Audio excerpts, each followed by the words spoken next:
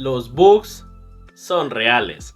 Comenzamos a revisar una nueva serie en el canal, por lo que nos toca el primer tomo de God Bless the Mistaken. Pero antes de comenzar a revisar la edición y su historia, vamos a hablar brevemente sobre su autora. Nio Nakatani, la autora de esta obra, ya ha trabajado en algunas otras cuantas, de diferentes tipos, como en algunas antologías, otras donde solo trabaja el arte, tanto de mangas como de novelas ligeras, y la que posiblemente sea su obra más reconocida, un yuri llamado Bloom Into You.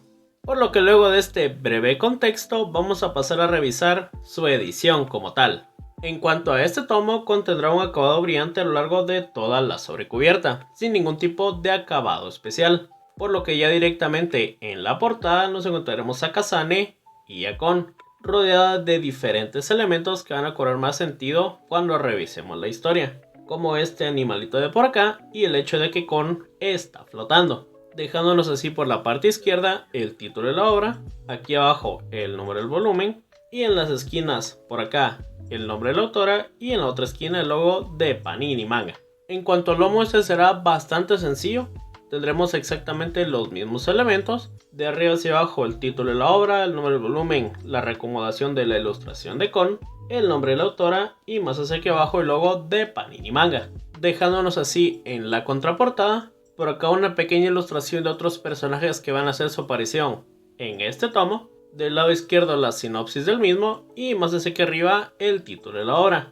Dejándonos en la parte de abajo el ISBN junto al código de barras y que es una historia para mayores de 13 años. Dejándonos así en las pestañas el título de la obra, el volumen, por acá el nombre de la autora, una pequeña ilustración de Kon y por acá esta silueta del mismo personaje que vimos en la portada. Todo sobre este fondo como de color, yo diría que es melón y que contrasta bastante bien con el resto de los elementos.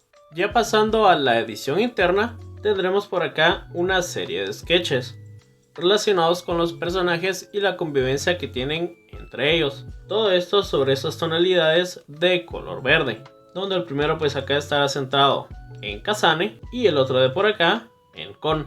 Y como ya es costumbre con Panini, el primer tomo contendrá un separador, donde por la parte frontal tendremos un acercamiento hacia la ilustración que vimos en la portada, acompañado del título de la obra y del logo de Panini Manga, y dejándonos por la parte de atrás esta otra ilustración que se encuentra adentro del tomo, y todo esto sobre este acabado brillante.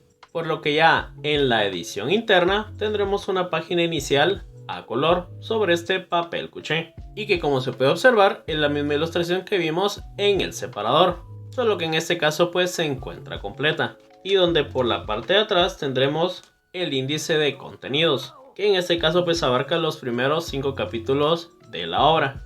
Y haciendo alusión al contenido de la historia, mi tomo tiene un error, que básicamente tiene 2 páginas a color exactamente iguales, así que seguramente a alguien le llegó sin su página a color. Ya por el resto pues no tendremos ninguna otra página a color, aunque como tal pues se puede observar que sí le hacen falta algunas, pero pues el tomo no las trae. Por lo demás pues tendremos una hoja blanca de un gramaje medio.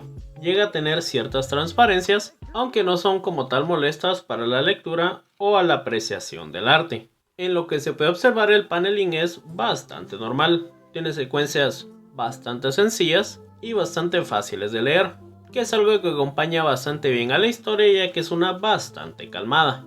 Además de que el dibujo se encontrará bastante centrado en muchas expresiones y en reflejar elementos cotidianos de la vida, y los cuales son pues bastante definidos y tiene un uso de fondo pues digámoslo mitad y mitad. Hay partes donde no tiene muchos fondos, aunque lo regular pues sí tiene bastante uso de ellos. Lo único malo es que por parte de la impresión hay algunos grises que tienen como este tipo de ruido. No es algo que se encuentre presente como tal en todo el tomo, pero sí hay partes donde se nota un poco más, como en algunas texturas de ropa y en algunas partes de fondo. Pero entonces pues ahora sí, vamos a hablar sobre el contenido de este mismo. Y es que aquí nos situaremos en un mundo donde existen los fenómenos excepcionales temporales, más conocidos como bugs, que son como tal errores que afectan ya sea al mundo como tal, como el crecimiento desmedido de la vegetación, o que también puede afectar directamente a las personas, como uno donde se invierte el sentido de la orientación.